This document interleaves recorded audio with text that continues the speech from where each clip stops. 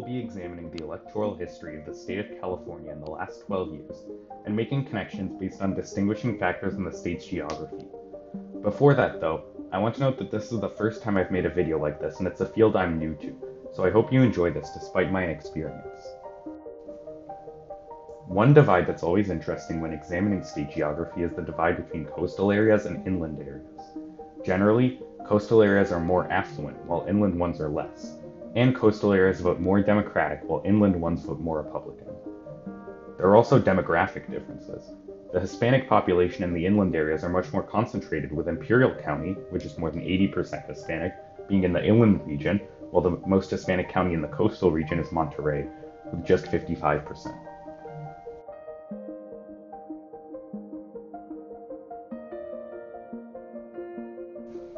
Looking at the partisan split between the two regions, only one coastal county voted for Trump in the 2020 election, while about 60% of inland counties did, showing a significant split in the vote of these counties.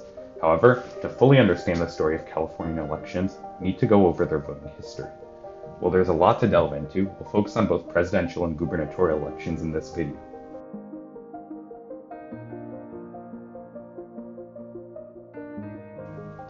We'll start with 2008. Obama won California handedly by a 24% margin. This is a margin impressive for its time, but the suburban areas of the Bay Area and Los Angeles, we'll be looking at the latter more in depth soon, are still quite favorable to McCain compared to today.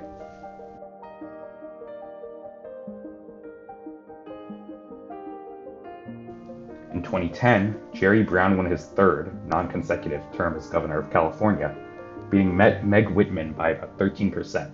Coming out of Republican Arnold Schwarzenegger's term, it was apparent that this election would be closer than 2008, but Brown ended up overperforming polling, winning by double digits.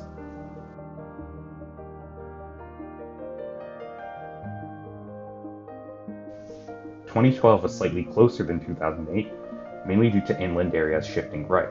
Obama performed well with them, and they'll be slowly and continuously shifting right until the present day.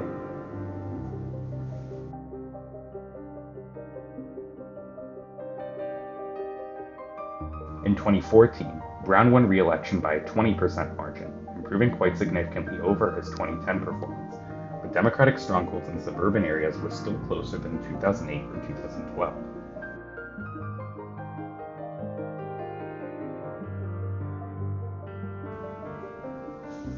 In 2016, Clinton won California by a margin of over 30%. She flipped Orange County, which had not gone blue since 1936, as well as doing exceptionally well in Southern California. However, in the inland north, Trump strengthened in certain areas as well.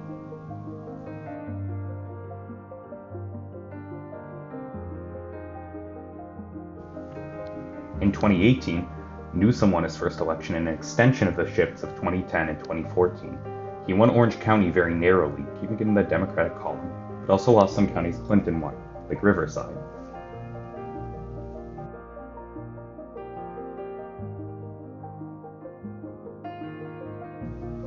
In 2020, Biden won by a margin slightly lower than Clinton's due to shifts towards Trump in inner city areas such as Los Angeles.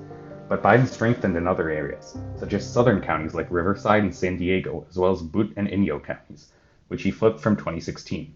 However, to truly understand some of California's shifts, we must look at a case study that exemplifies them well.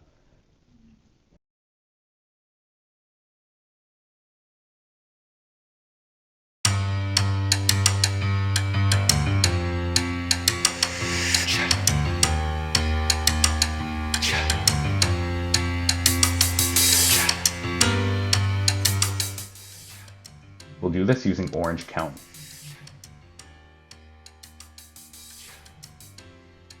Orange County is a suburban county near Los Angeles that used to be known as a conservative stronghold, so much so that Ronald Reagan described it as the place that all good Republicans go to die.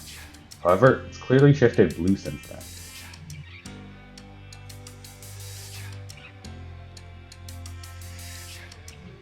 In 2008, it voted narrowly for John McCain, signaling the starts of a shift as Obama won the state by a landslide. However, it would not flip yet, instead flipping in 2016 as Clinton won it by almost 9% immediately.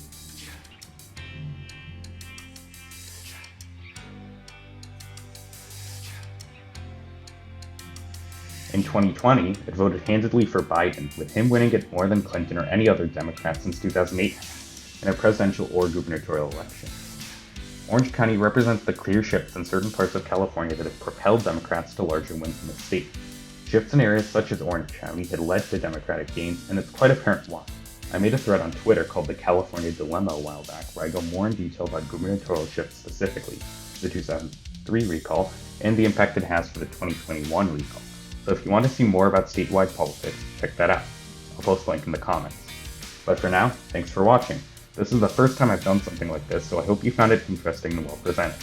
This is dedicated to two Californian accounts I'm quite a fan of, so follow them as well. Thank you.